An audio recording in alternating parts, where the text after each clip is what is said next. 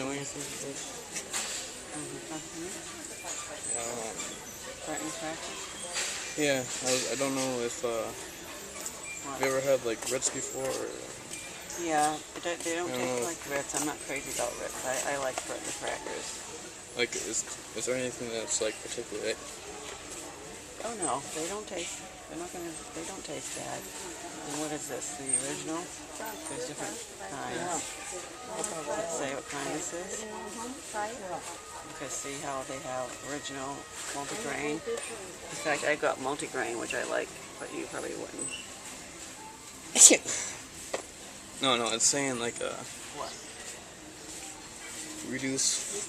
No, these aren't reduced. They would show on to see you got a Yeah, that's what I'm saying. It's what I'm confused about because Here they are more down here.